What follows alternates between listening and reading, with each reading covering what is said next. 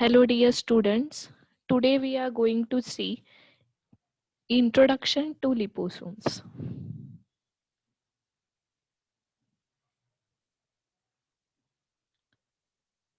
So liposomes are concentric bilayered vesicles in which an aqueous volume is entirely enclosed by a membranous lipid bilayer which is composed of natural or synthetic phospholipids. It is derived from the word lipo, which means fat, and soma means body. It was first produced in England by Alec D. Bangham.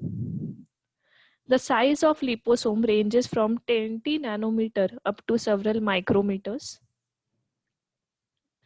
This is the basic structure of the liposome. It is composed of this phospholipid molecule, that is the phospholipid bilayer, in which here you can just uh, entrap the water insoluble drug. Here you can entrap the water soluble drug, and also you can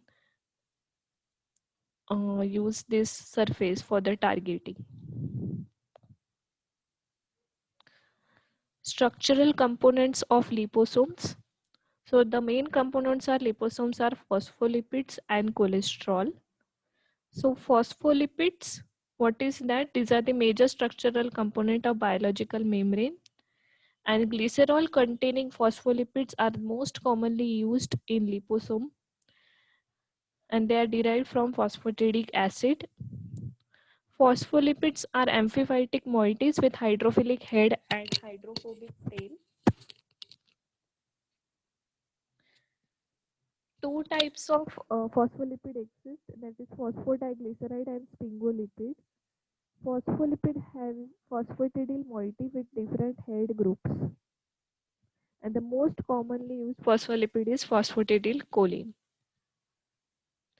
So here you can see the structure of phospholipid. This is the group, this is the phosphate, this is the glycerol, and this is the tail. So it has two hydrophobic tails and one hydrophilic head. Phosphatidylcholine, it is an amphiphytic molecule which consists of a hydrophilic polar head group, then for a glycerol base and a pair of hydrophobic acyl hydrocarbon chains. Examples of phospholipids are phosphatidylcholine, phosphatidylethanolamine, phosphatidylserine, phosphatidylinositol, phosphatidylglycerol. Sphingolipids, it is the backbone in this case is sphingosine or related base, and these are important part of plant and animal cells, and they contain three characteristic building block, that is a molecule of fatty acid, a molecule of sphingosine, and the head groups that can vary from simple alcohol such as choline to very complex carbohydrate. Most commonly used sphingolipid is sphingomyelin and glycosphingolipids, and they are used as a minor component of liposome production. They are included in liposome to provide a layer of surface charged group. Then this is one concept, that is the phase transition temperature, that is at various temperature phospholipid membranes can exist in different phases.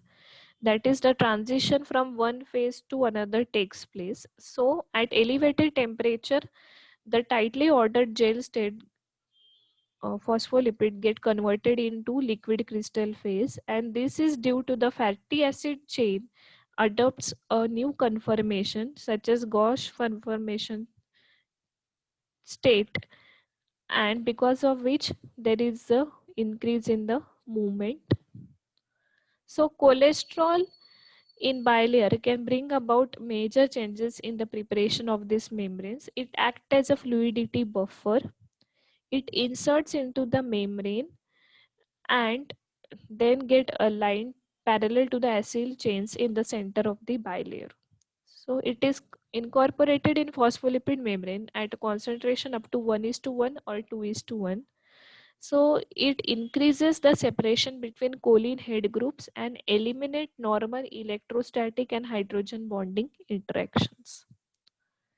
So role is what? That is, it acts as a fluidity buffer, And after intercalation, here you can say alter the freedom of movement of carbon molecules and restrict the transformation of trans to Gauss conformation.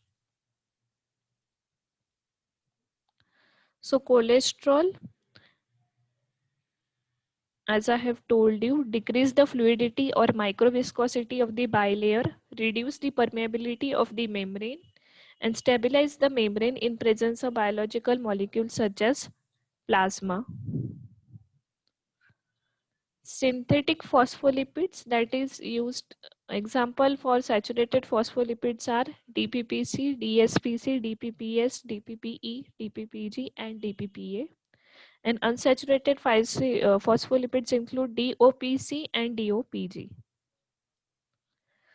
Then polymeric materials, that is synthetic phospholipids with diacetylene group in the hydrocarbon chain polymerizes when exposed to UV, leading to formation of polymerized liposomes having significantly higher permeability barriers to entrapped aqueous drugs.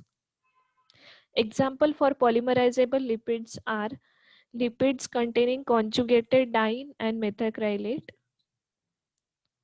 Then mechanism by which liposomes act, that is there are several mechanisms by which liposome act, that is liposome attaches to the plasma membrane and appears to fuse them, releasing their content into the cell, or they are taken up into the plasma membrane by which the drug entrapped is released.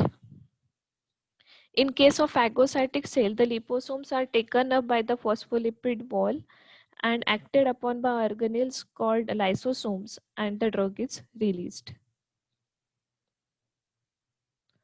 So this is the drug content into the released into the cell. So here you can see there is a fusion and the drug is released into the cell. Advantages of phospholipid include it offers targeted drug delivery, increased efficacy and therapeutic index of drug, non-toxic, flexible and biocompatible, help reduce exposure to sensitive tissues. Then size can be varied, can incorporate both water and lipid soluble drugs, and can be administered through various routes.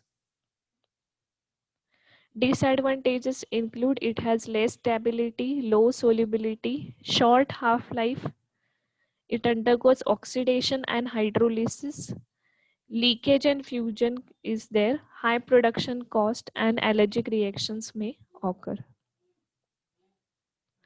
Mechanism of liposome formation, that is in aqueous media phospholipids, as they are not soluble, align themselves in a planar bilayer sheet which is thermodynamically stable, and in this you can see the polar head face outward while the lipidic chains turn inward and forms the bilayer.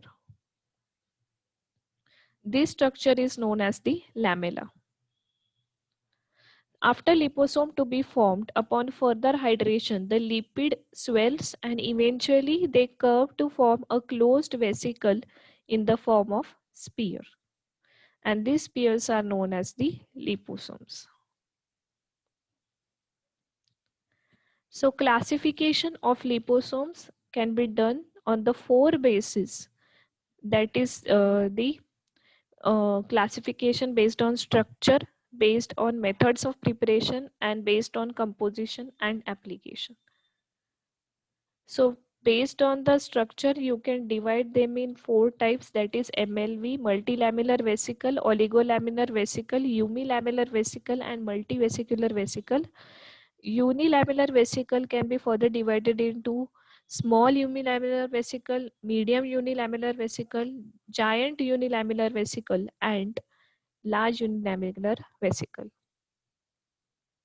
So this is the type of, you can say, liposomes based on its structure, and this is the size range. This is the classification based on the size or the structure, you can say, and only they have given you the diagrammatically classification. Then based on method of preparation, they are divided into REV, that is prepared by reverse phase evaporation method. MLV REV, that is MLV is prepared by reverse phase evaporation method. SPLV, that is prepared by stable plurilamellar vesicles. Then FAT LV, that is frozen and thawed MLVs. Wet, that is vesicles prepared by extrusion technique. And DRV means dehydration rehydration method. Based on composition and application, they are divided as conventional liposomes, that is the normal liposomes, then fusogenic liposomes, which are made from this reconstituted Sendai virus envelope, then pH sensitive in liposomes, which are made up from phospholipids such as phosphatidyl ethanolamine or dope, then cationic liposomes, which is made with this dope and cationic lipids, long circulator liposomes, then and last is immunoliposomes, that is liposomes with attached monoclonal antibody. Cationic liposomes, these are prepared from at least one cationic phospholipid. The positively charged lipid bilayers form complex with the negatively charged nucleic acid by simple mixing, and this resultant structure is known as the lipoplex, which get attracted to the negatively charged cell wall and causes the intracellular delivery of the therapeutic genes. Then pH sensitive liposomes, that is they are stable at physiological pH but undergo destabilization and acquire fusogenic properties under acidic conditions, thus leading to release of aqueous content.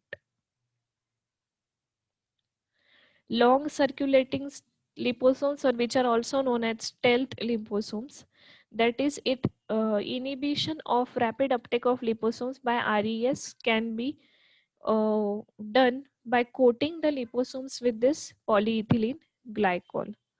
So they reduces the rate of what you can say taken up or, by the reticular endothelial system. So they circulate in the body for longer period of time, and hence the name is long circulating liposomes.